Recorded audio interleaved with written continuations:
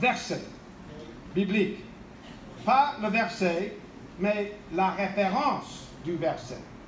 Et la référence que nous voulons sur le gâteau, c'est 1 Jean 4, 18. C'est beau ça. L'amour parfait bannit la crainte. C'est bien pour le mariage, n'est-ce pas? Bon, mais le boulanger n'a pas très bien compris. Et au lieu de mettre 1 Jean 4, 18, le boulanger a mis Jean 4, 18.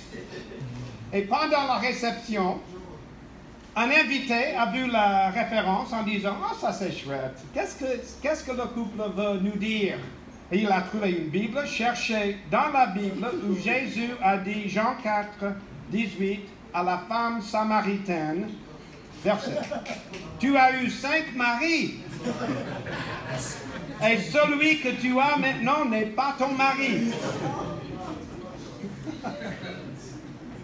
C'est-à-dire, prêcher une demi-vérité, c'est prêcher mensonge. Je vais répéter ça. Prêcher un évangile qui est presque vrai. Ah, il y a beaucoup de bonnes choses là-bas, mais c'est presque vrai. C'est de prêcher une hérésie. Et notre sujet ce matin, et notre sujet de cette semaine, la sanctification, la sainteté, c'est très facile d'être presque là. C'est dangereux. La parole de Dieu, c'est comme une épée très, très tranchante, n'est-ce pas? Seigneur, aide-nous ce matin de bien comprendre la parole que tu nous as donnée, surtout en ce qui concerne le sujet de la sexualité. Donne-moi la capacité de faire expliquer tes louanges à travers ta parole et donne-nous tous ici les oreilles pour comprendre ta parole qui donne la vie et qui peut transformer nos cœurs et la nation. Au nom de Jésus. Amen. Lévitique 18. Lévitique 18, c'est un passage qui fait peur. Au moins pour moi, il fait peur. Quand j'ai prêché ce passage-là dans la capitale de l'État de New York, là où j'étais pasteur pendant 18 ans, j'avais peur. La capitale était 5 kilomètres de notre bâtiment de l'église, et là où ils discutaient le mariage et ce que c'est le mariage, et l'homosexualité et les droits des homosexuels. Ils étaient là, le petit pasteur, à côté, quoi dire? Jésus, est-ce que j'ose dire des pensées dans un milieu, dans un contexte comme cela? Donc ce matin, nous allons parler d'un sujet délicat, controversé, qui fait peur. C'est un sujet, il faut parler en Église. Amen. Amen. Ou d'autres. À l'école, Right. qu'est-ce qu'ils vont dire là-bas sur la sexualité? Dans le gouvernement, oh là là, qu'est-ce qu'ils vont dire? Dans les hommes d'affaires, les films qui sortent de Hollywood, oh là là. Nos enfants, notre génération, nous allons apprendre ce que c'est la sexualité d'où? Sinon, l'Église et les pasteurs qui aiment les brebis et qui aiment la parole de Dieu et qui ont le courage de le dire même dans une génération comme celle-ci. Peut-être tu penses donc, s'il va prêcher sur la sexualité, peut-être ce n'est pas un problème que tu as. Mais je peux t'assurer, c'est le problème que ton voisin sur le banc là, donc fais un coup de coude à ton voisin, ta voisine, dit « Écoute bien le monsieur là dans le chair, ce message est pour toi. » Ah, c'est bien, c'est bien. OK. Mais pourquoi parler, bonne question ici, pourquoi parler de la sexualité dans une semaine consacrée à la sainteté? Ah, ça c'est une question. Bonne question. Et j'ai failli de sauter ce sujet-là en disant, mais quand même, c'est la sainteté qui est le sujet. Et je crois que c'est l'Esprit de Dieu qui m'a dit, non, non, non, il faut en parler. Parce que la sainteté et la sexualité vont ensemble bibliquement. Amen. Je vous assure. Amen. Par exemple, quand Paul dit aux Thessaloniciens, chapitre 4, verset 3, ce que Dieu veut, c'est votre sanctification, deux points, c'est-à-dire, c'est que vous absteniez de la débauche. C'est-à-dire, quand Paul parle de la sainteté, la première chose qu'il traite, c'est le comportement sexuel. Oh là là, ça fait peur et c'est très personnel. Je préfère qu'il parle de la prière, ou le témoignage, ou les choses spirituelles comme ça. Mais quand la Bible adresse ce que c'est être saint, il adresse la sexualité. Et j'aimerais bien te dire, après ayant été pasteur pendant une trentaine d'années, que le sujet-là est un problème pour les pauvres gens qui ne sont pas ici ce matin. C'est un problème pour les non-croyants là-bas. Oh là là, il faut prier pour les âmes pauvres là-bas.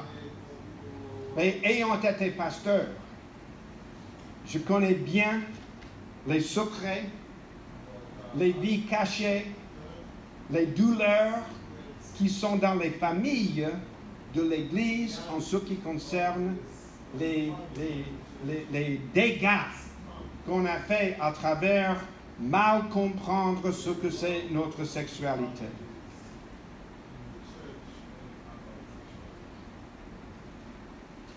C'est-à-dire, j'ai choisi de prêcher sur ce sujet ce matin parce que le monde va connaître le Dieu que nous proclamons à travers nos comportements sexuels. Je vais répéter ça. Quand je répète les choses, c'est pour souligner l'importance. Vous comprenez? Le monde va comprendre notre Dieu. Comment ils vont comprendre le monde? Qui est Dieu, si ce n'est pas à travers nos vies? Pas simplement nos paroles, mais nos vies. Mais c'est la vie de famille, c'est le comportement sexuel, même c'est les idées sexuelles que nous avons, que le monde va comprendre que Dieu est saint. Et ces chrétiens sont saints parce que le Dieu qu'ils adorent est saint. Si vous êtes hindou, les dieux que vous adorons, que nous adorons, que vous adorez, ce sont des dieux immoraux. Étudie le sujet. Les dieux hindous sont affreux et sur le comportement sexuel sont partout. Si vous êtes bouddhiste, si vous êtes musulman, la raison pour laquelle les comportements sexuels chez eux, c'est comme tel est, c'est parce qu'ils adorent des dieux qui font des bêtises. Vous comprenez? Mais écoutez bien, le Dieu que nous adorons, le Dieu que nous proclamons, il est saint. Il n'est pas saint, il est saint, saint, saint. Yep. Et vous serez saint parce qu'il est saint. Vous ne pouvez pas adorer le Dieu 3 fois saint sans devenir saint. Je vais répéter ça. Nous ne pouvons pas adorer le Dieu saint sans devenir saint comme il est. Tel Dieu, tel peuple. Nous allons ressembler à ce que nous adorons. C'est pourquoi le sujet de la sexualité est tellement important. Ok, lisons avec moi. Les paroles sont là, peut-être dans les mains aussi. J'ai la traduction seconde. Je crois que c'est ce que vous avez ici. C'est ça? Bravo. Je n'ai même pas posé la question. Chapitre 18. Lévitique. L'Éternel parla à Moïse et dit: parle aux enfants d'Israël et tu leur diras: Je suis l'Éternel, votre Dieu. Nos comportements commencent là. Qui est notre Dieu? C'est l'Éternel. Vous ne ferez point ce qui se fait dans le pays d'Égypte, où vous avez habité. Et vous ne ferez point ce qui se fait dans le pays de Canaan, où je vous mène. Vous ne suivrez point leur usage. Vous habitez dans le monde, mais vous n'êtes pas de ce monde. N'agissez pas comme les gens du monde agissent. Vous comprenez? Vous êtes un peuple appelé être saint, mis à part, pur, comme nous avons vu chanter tout à l'heure, pur, purifie-moi, pur, pur. Je veux être comme toi. Verset 5, non, 4. Vous pratiquerez mes ordonnances et vous observerez mes lois. Vous les suivrez. Je suis l'Éternel, votre Dieu. Vous observerez mes lois et mes ordonnances. L'homme qui les mettra en pratique vivra par elles. Pourquoi? Car je suis l'Éternel. Les dieux d'Égypte et les dieux de Canaan, Baal, Astarte, Marduk, Moloch, Osiris, Isis. Je ne sais pas si vous comprenez les noms des dieux de ces pays-là. Si vous adorez ces dieux-là, vous allez pratiquer les pratiques comme vos dieux. Mais vous êtes un peuple de Dieu. Suivez pas les pratiques, suivez pas les pratiques comme ils font en Égypte ou Canaan. Continuons. Verset 6. C'est un chapitre incroyable, même il faut du courage de le lire à haute voix à l'église. Chapitre 18. Verset 6. Nul de vous ne s'approchera pas de sa parente pour découvrir sa nudité. Je suis l'Éternel. Tu ne découvriras point la nudité de ton père, ni la nudité de ta mère. C'est ta mère. Tu ne découvriras point sa nudité. Tu ne découvriras point la nudité de la femme de ton père. C'est la nudité de ton père. Tu ne découvriras point la nudité de ta sœur, fille de ton père ou fille de la mère, née dans la maison ou née hors de la maison.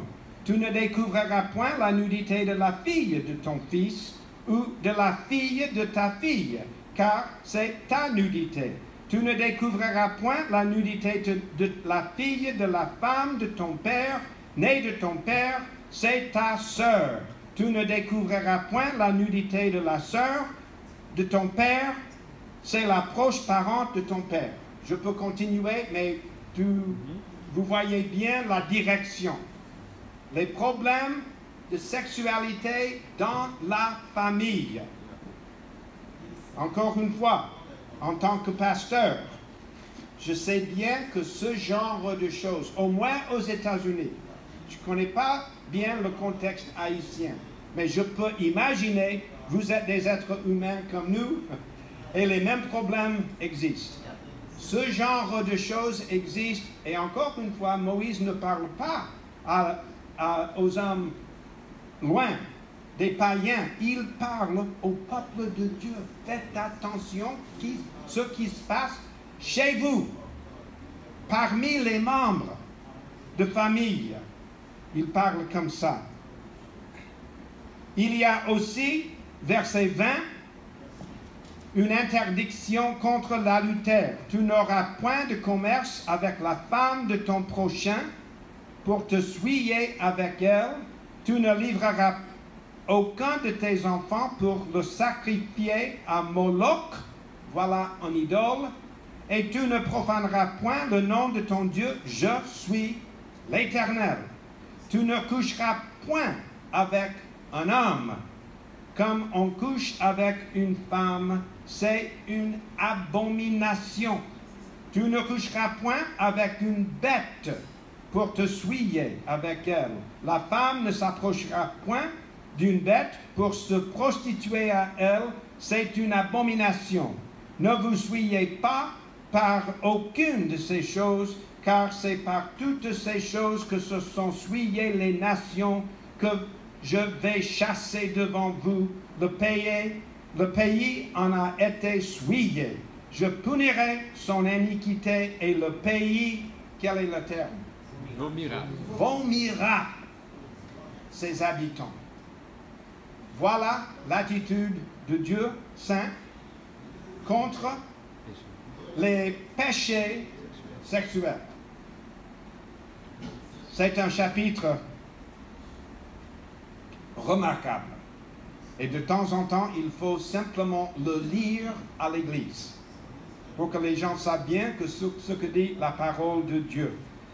Et encore une fois, j'aimerais bien vous dire que ce genre de problème n'existe pas chez nous, dans les églises évangéliques. Mais moi et vous aussi, nous connaissons mieux que ça. C'est pourquoi il faut en parler. Les situations parmi nos familles où les personnes sont maltraitées, abusées par un père, peut-être un père qui est un ancien à l'église, peut-être il est le pasteur, il faut en parler, n'est-ce pas? Quelqu'un peut dire Amen si on veut. Il fait courage même de dire Amen. Mais ce n'est pas mes idées que je dis, c'est la parole. Aujourd'hui, 26 fois dans chapitre 18, Dieu dit non. Ne faites pas ceci, ne faites pas cela, abstenez de ceci, arrêtez cela, non, non, non, non. C'est comme un parent qui dit à son adolescent, quelle partie de non tu ne comprends pas? Dieu mit des garde-fous sur le conduit sexuel. Alors, j'aime beaucoup le terme garde-fou, parce que Dieu sait que nous sommes des fous. Et nous avons besoin des garde-fous, des rails, pour que nous puissions suivre bien la trace. Et pourquoi notre Père céleste dit non, non, non. Et vous pouvez les compter 26 fois. Mais, alors, quelle heure est-il? J'ai la moitié. C'est une chose, par exemple, dire à un adolescent, non, tu ne peux pas aller avec ces gens-là, c'est dangereux sexuellement. Quelque chose comme ça. Non, non, non. Adolescent va répondre souvent, mais non, ça veut dire quoi? Donne-moi une raison de dire oui. Dis le mot avec moi à haute voix, dites-le non. Non. Non. Encore une fois. Non. Non. Lévitique 18, Dieu, en parlant des péchés sexuels, dit non, non, non, 26 fois. Je ne veux pas vous laisser avec le nom de Dieu. C'est important. Et tous parents savent bien, il faut de temps en temps, tout pasteur, c'est bien. Il faut dire de temps en temps non, parce que je le dis. N'est-ce pas? C'est ce que Dieu dit en Lévitique. Mais ce que je veux dire surtout ce matin, ce n'est pas les noms de Dieu, mais les oui de Dieu en ce qui concerne la sexualité. OK? Trouvez avec moi Genèse 1 et 2. Parce qu'en Genèse 1 et 2, nous sommes dans un univers, le jardin d'Éden, parfait. Le péché n'est pas encore là. Et c'est Dieu, écoutez bien, qui a créé le sexe et la sexualité. Si quelqu'un veut dire Amen, on peut dire Amen là-bas. C'est bon, n'est-ce pas? Je trouve dommage que dans le monde et souvent dans l'Église, on donne l'idée que c'est le diable qui a créé le sexe. Je veux te dire simplement, le diable n'est pas aussi intelligent de créer quelque chose aussi beau que ça. N'imaginez pas que la sexualité est une fabrication diabolique. Amen. Amen. C'est Dieu saint qui a créé la sexualité et je veux partager avec vous pendant les 10 minutes que nous avons ensemble, qui restent, par le nom de Dieu. C'est important de comprendre que Dieu dit non parce que je dis non. Je suis saint. Vous serez saint. Je saute beaucoup. Quand je pose comme ça, c'est parce que j'hésite quoi sauter dans ma tête, ok? Mais je veux dire, Genèse 1 et 2, 3 fois, que Dieu dit un grand oui à la sexualité humaine. Dis oui avec moi. Oui. Encore une fois. Oui. Dites oui, amen. Oui, amen. Okay. En ce qui concerne la sexualité, c'est bien de parler comme ça en église, n'est-ce pas? C'est bien de lire la Bible en disant, en parlant de quelque chose que le monde autour de nous est dans l'ignorance et nous avons la connaissance. Dieu dit oui à quelque chose de beau. Bon, premier oui. Premièrement, Dieu dit un grand oui à l'homme et la femme. C'est-à-dire, il y a 2 sexes et que 2. Mâle, femelle. Suivez avec moi, versets 26 et 27, chapitre 1. Nous sommes Genèse. J'aime beaucoup ces mots-là. On va sortir en grand Amen. Puis Dieu dit, faisons l'homme à notre image. Pourquoi notre image? Pourquoi Dieu n'a pas dit, je vais faire l'homme à mon image? Nous sommes des monothéistes, n'est-ce pas? Dieu est seul, n'est-ce pas? Oui, mais il est un, mais il existe éternellement en 3 personnes. Faisons l'homme à notre image. Alors, Adam, seul, ne peut pas refléter l'image de son Créateur. Faisons l'homme à notre image, selon notre ressemblance. Verset 27. Dieu créa l'homme à son image et il le créa à l'image de Dieu. Il créa quoi? L'homme et femme à son image. Il a créé l'homme et femme et Dieu les bénit. C'est-à-dire le premier oui de Dieu en ce qui concerne la sexualité humaine, c'est que Dieu crée 2 sortes de personnes. C'est beau ça, que 2. Et ça n'a rien à voir avec l'ethnicité. Il n'a pas créé, je vais mettre quelques noirs et quelques blancs. C'est beau ça. Quelques riches et quelques pauvres. Quelques intelligents et quelques pas intelligents. Je vais créer quelques hommes des droites et quelques hommes de la gauche, du droite et de la gauche. Non. Dieu dit au début, au commencement, il n'y a que 2 sortes d'humanité. C'est beau ça. Et c'est révolutionnaire. Il n'y a que 2 sortes d'humanité dans ma planète. Hommes et femmes. Et je veux tout simplement dire, vive la différence. Amen. Vive la différence. Aux États-Unis maintenant, j'ose le dire, je ne sais pas si tu es au courant, et je partage cela parce que souvent les dégâts américains sont exportés en Haïti et ailleurs. Désolé, grâce à Hollywood et notre gouvernement, etc. Mais il y a un grand débat aux États-Unis, énorme, sur combien de sexes sont-ils? Et il y a des douzaines maintenant. C'est fou. C'est fou.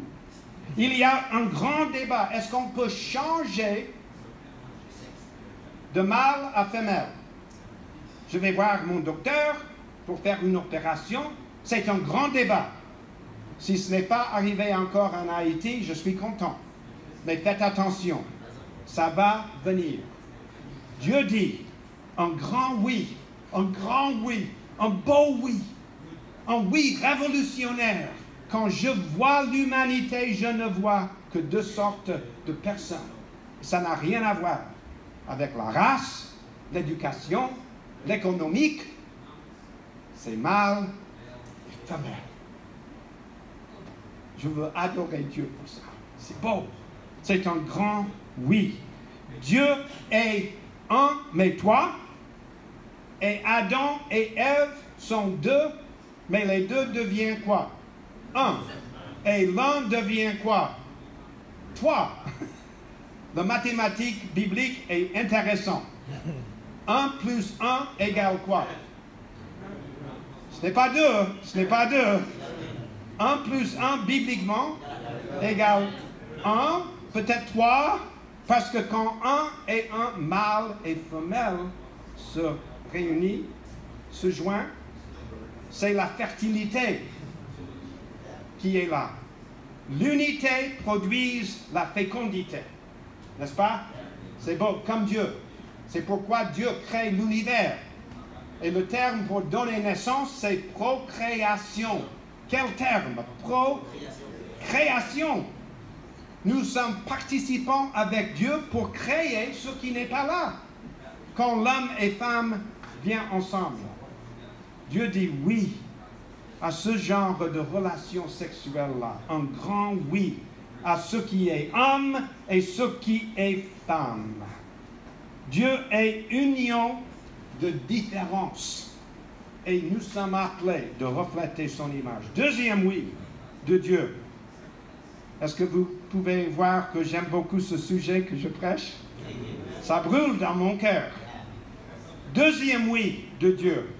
Dieu dit oui, premièrement, à hommes et femmes. Deuxièmement, Dieu dit oui, écoutez bien, aux relations sexuelles en Genèse 1 et 2. Le premier commandement de tous les commandements de Dieu est ici, verset 28. Dieu les bénit et Dieu leur dit, soyez quoi?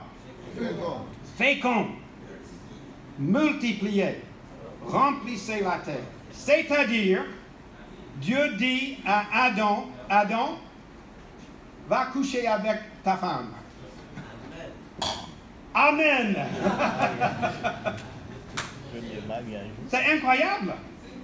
Nous sommes dans un lieu saint, avec Adam et Ève saints, qui vit dans une alliance d'amour créée par Dieu, qui est 3 fois saint.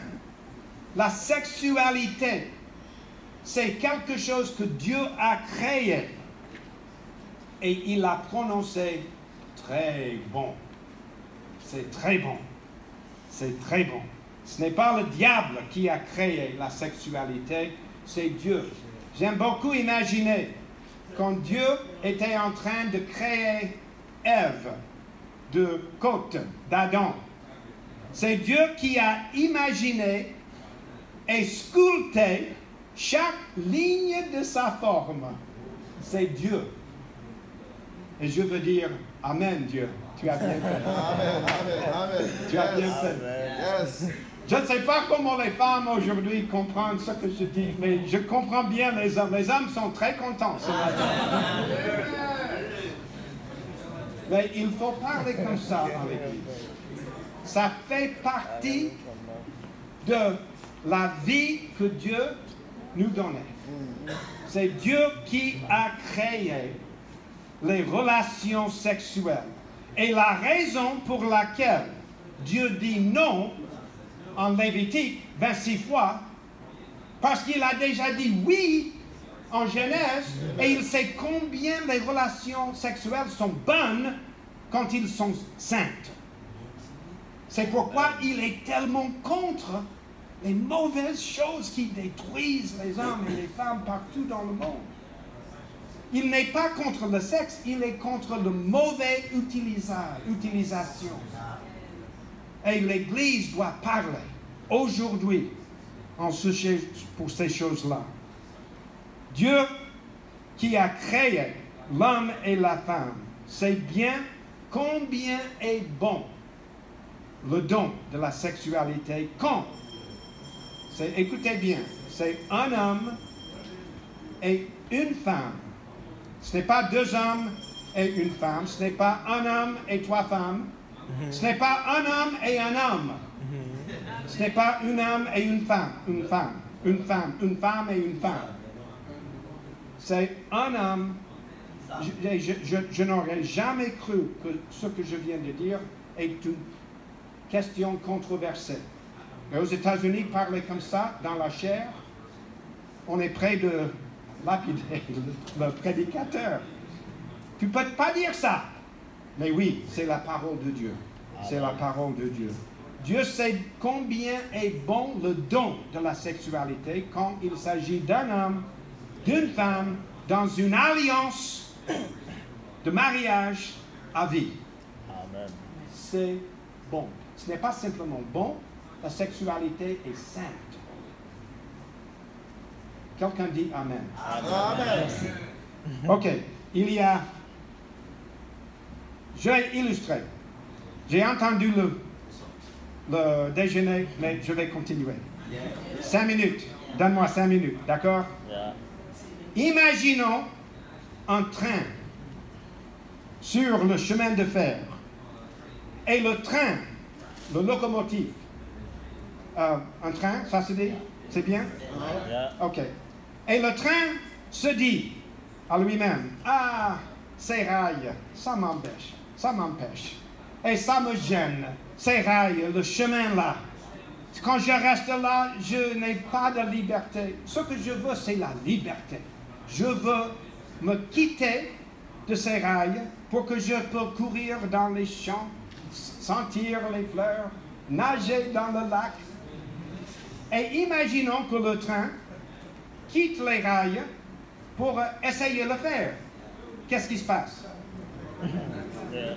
Tout est rompu, tout est cassé, ça ne marche pas. Il est esclave de ses convoitises. Parce que les ingénieurs ont dessiné le train d'avoir la puissance et la joie et le but et la joie de vivre quand le train reste dans les rails. Vous comprenez? Ça, c'est Lévitique 18. Restez dans les rails. Dieu dit, je t'ai créé, je connais ton être. Et si vous obéissez à mes rails, la loi, vous pouvez trouver un don que je veux vous donner, toi et ta femme, toi et ton mari, ce qui est merveilleux. Ce qui est merveilleux. Mais restez dans les rails. Dieu dit 3 fois oui. Il dit oui aux mâles et femelles. Il dit oui à des relations sexuelles dans le mariage. Et troisièmement, il dit oui en Genèse 1, 2 au mariage. Au mariage. Chapitre 2, 18. L'Éternel dit, il n'est pas bon que l'homme soit seul. Amen. Je lui ferai une aide semblable à lui. Amen. Et l'Éternel, Dieu, forma de la terre tous les animaux des champs et tous les oiseaux du ciel, et il les fit venir vers l'homme pour voir comment il les appellerait. Alors il cherche un compagnon. Alors le pingouin, Dieu dit à Adam, tu aimes le pingouin? C'est bien pour toi? Merci, il est mignon, mais je crois que ce n'est pas tout à fait pour moi. Alors le chameau, il est beau, n'est-ce pas, Adam, le chameau? Je l'ai créé pour toi. Non, Seigneur, merci, mais ce n'est pas Donc, alors Adam va prendre sieste. Adam dort. Et Dieu fait une intervention chirurgicale. Et il prend une côte d'Adam. Et il fabrique son chef-d'œuvre. Le point culminant de la création de l'univers. Il amène à Adam. Il dit, Adam, regarde ce que je fais pour toi. Et Adam devient poète. Je ne plaisante pas. Il dit, c'est eau de mes os, c'est chair de ma chair. En hébreu, ça veut dire va-va-voum. Ça veut dire oulala. Seigneur, qu'est-ce que tu m'as fait? Et le Seigneur est content. Le Seigneur est Adam est content. Ève est content. Et écoutez bien les paroles. Verset 23. Et l'homme dit, voici 7 fois. Celle qui est fait mes os et chair, 24. C'est pourquoi l'homme quittera son père et sa mère et s'attachera à sa femme et ils deviendront une seule chair. L'homme et sa femme étaient tous deux nus et ils n'en avaient point honte. Ça, c'est la parole de Dieu. C'est puissant, n'est-ce pas? C'est beau. Amen. Ce n'est pas simplement beau, c'est saint. Amen. C'est saint. C'est Dieu qui a créé la sexualité pour qu'il puisse dire oui, oui à ce que Dieu a créé pour nous. Quand c'est un homme, une femme, alliance de mariage à vie. Je vais terminer. Romains 12, verset 1. Qu'est-ce que dit l'apôtre Paul? Je vous exhorte donc, frères, vous connaissez ce verset, je vous exhorte, par les compassions de Dieu, d'offrir votre âme. Non. Offrir votre cœur. Non? Offrir votre esprit. Offrir quoi? Qu'est-ce que le corps? C'est le corps. C'est ce que vous pensez, c'est le corps. Dans les religions païennes, on offre aux dieux, Moloch, Baal et tout ça, des esprits, des choses spirituelles. Mais ce que notre Dieu veut, il veut notre cœur, il veut notre esprit, il veut notre âme. Mais Paul dit, ce qu'il veut surtout, c'est votre corps. Et ça veut dire votre sexualité, aussi d'autres choses aussi. Il veut que nous soyons dans la mesure d'offrir à Dieu, quand nous offrons tout à notre Dieu. Seigneur, tu peux avoir mon corps. Ma sexualité, c'est à toi. Fais-le saint. Fais-le saint. Je prie. Seigneur, nous avons vu ce matin quelque chose de merveilleux dans ta parole. Merci que tu sais comment dire non, comme un parent qui aime ses enfants. Merci pour les garde-fous qui nous protègent des bêtises, des choses affreuses, des choses qui paient mal. Merci pour les garde-fous. Mais merci, Seigneur, surtout pour ton oui à la sexualité humaine. C'est tellement belle, c'est tellement sainte. Pardonne-nous combien de fois nous avons gaspillé et souillé ce qui est saint. Aide-nous, découvre encore une fois, grâce à ton esprit, la capacité de vivre dans la pureté, dans la sainteté, en ce qui concerne notre sexualité. Merci pour ta parole, merci pour ton esprit, et merci pour l'invitation de te suivre et de découvrir que tout ce que tu as créé est bon, très bon. Au nom de Jésus, nous prions tous ensemble. Amen.